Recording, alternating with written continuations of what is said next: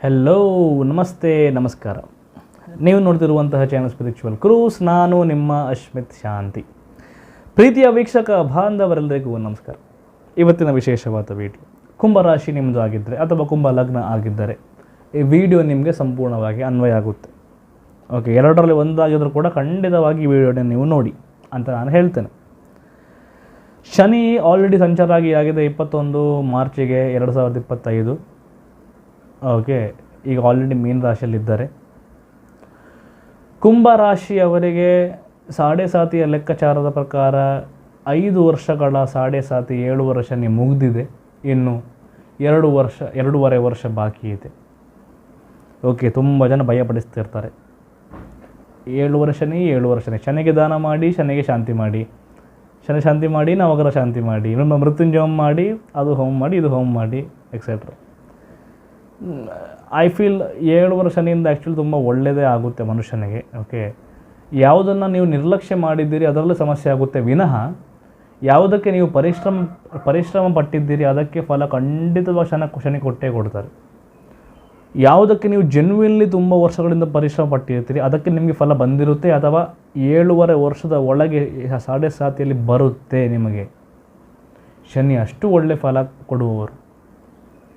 Okay, ಮರಿಬೇಡಿ ನೀವು ಯಾವತ್ತೂ ಕೂಡ. ಏನಿದೆ ನಿಮಗೆ ಶನಿ ಈಗ 2ನೇ ಮನೆಗೆ ಬಂದಿದ್ದಾರೆ. ಇನ್ನು ನಿಮಗೆ 12ನೇ ಮತ್ತು 1ನೇ ಮನೆ ಅಧಿಪತಿ ಶನಿ ಆಗ್ತಾರೆ. ಲಗ್ನಾಧಿಪತಿ ಅಂದರೆ ರಾಶಿಯಾಧಿಪತಿ ಶನಿ ಆಗ್ತಾರೆ, 2ನೇ ಮನೆಯಲ್ಲಿ ಬರ್ತಾರೆ. ಸ್ವಲ್ಪ ಖರ್ಚು ಕೊಡುತ್ತೆ ಶನಿ ಅಂತ ಹೇಳ್ತಾರೆ ಈ ಸಮಯದಲ್ಲಿ.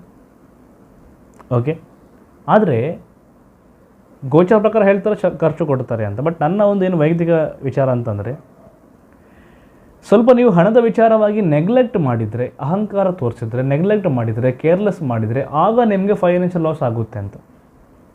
ನಿರ್ಲಕ್ಷ್ಯ ಮಾಡಬಾರ್ದು ಹಣದ ವಿಚಾರವಾಗಿ. ಹಣದ ವ್ಯಾಲ್ಯೂ ನಿಮಗೆ ಒಂದೊಂದು ರೂಪಾಯಿಗೂ ಗೊತ್ತಿರಬೇಕು. ಅದು ಗೊತ್ತಿಲ್ಲ ಅಂದರೆ ಮಾತ್ರ ಖರ್ಚಾಗುತ್ತೆ.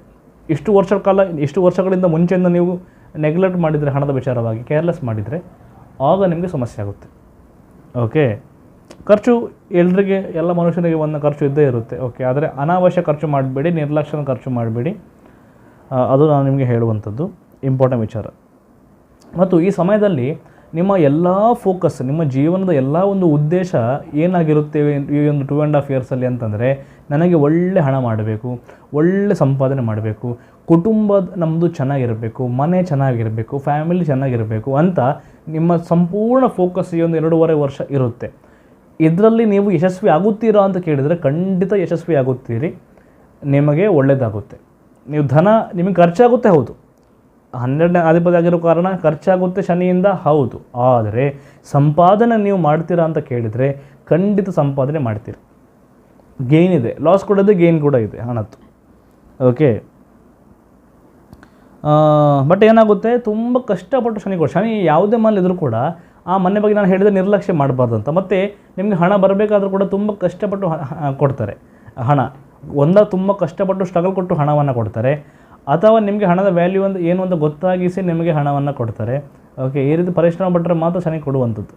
ಓಕೆ, ಅಥವಾ ನಿಮಗೇನಾಗುತ್ತೆ, ವರ್ಕ್ ಸ್ಟ್ರೆಸ್ ಜಾಸ್ತಿ ಆಗುತ್ತೆ, ವರ್ಕ್ ಲೋಡ್ ಜಾಸ್ತಿ ಆಗುತ್ತೆ.